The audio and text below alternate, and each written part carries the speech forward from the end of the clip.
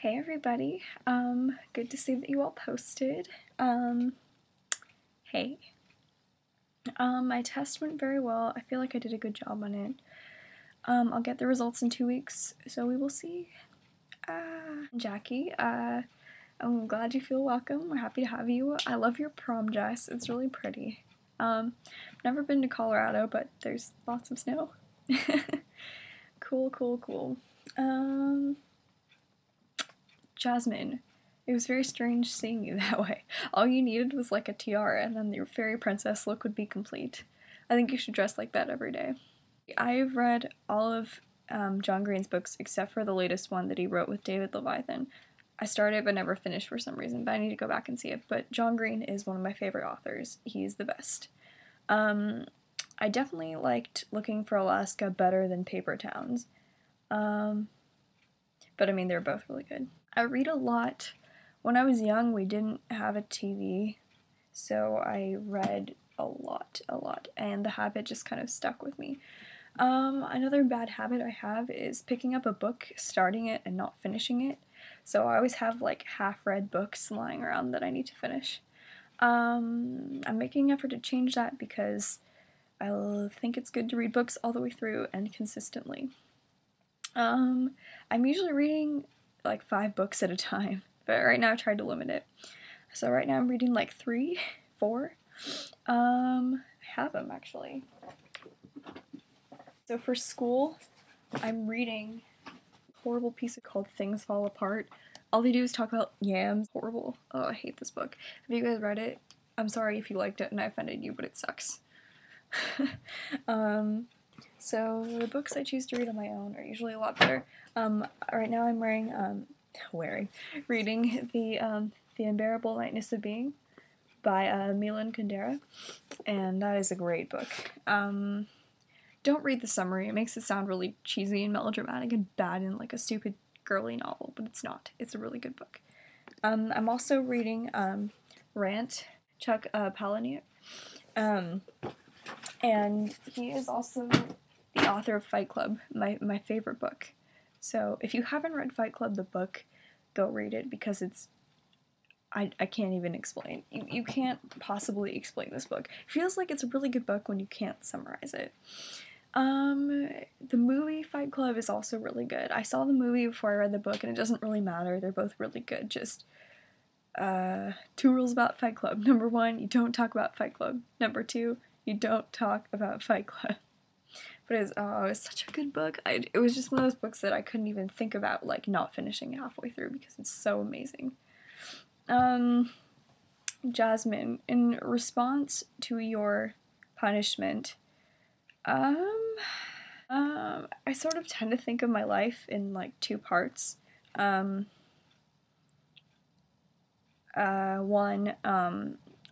from age 0 to 14, and then one from 15 on, because I think I changed very drastically in, I guess it was a little before I turned 15, but I guess really when I went to high school, my personality definitely shifted in a better way.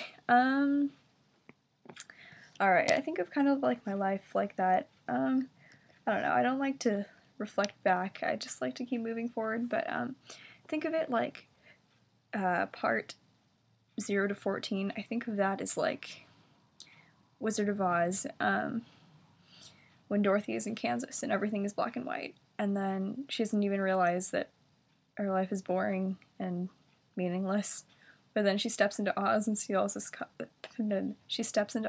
sees all this color, and then she realizes how different her life was. So I kind of think of it like that. Lots of random things happen in my life. It's hard for me to say the things that are most significant. A lot of people have had a great impact on my life. I know amazing people. I'm lucky enough to know my favorite people in person. It's hard for me to summarize. It's hard for me to summarize events, I guess. It's hard to explain. I'm sorry I kind of failed your thing, but it's hard for me to think of my life in a linear way, if that makes sense. I more think of it as in like chunks. Alright, well, this is making up from last week. My earliest memory is when my little brother came home from the hospital, like from being born. My mom carried him home in a little, like, it was like a little car seat. And I didn't really know what it was, but I thought it was really cool. So I kept trying to like lay, like, okay, you know how people lay like flowers on dead people's chests?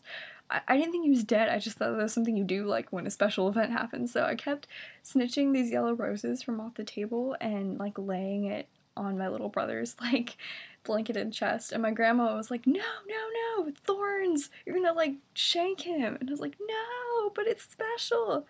So then she kept like taking the flower off him and like just sticking it on the car seat, and then I would just like put it back on. I was a stubborn little kid. That's what I remember my brother coming home. I was like 2.5.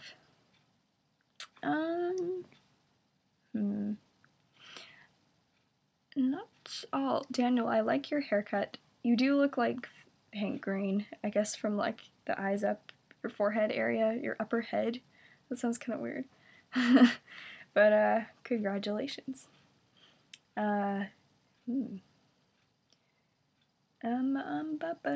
I'm way less tired than I was last week. Sorry, last week's video it was like shitty, but it was like crappy. Yeah, sorry about that.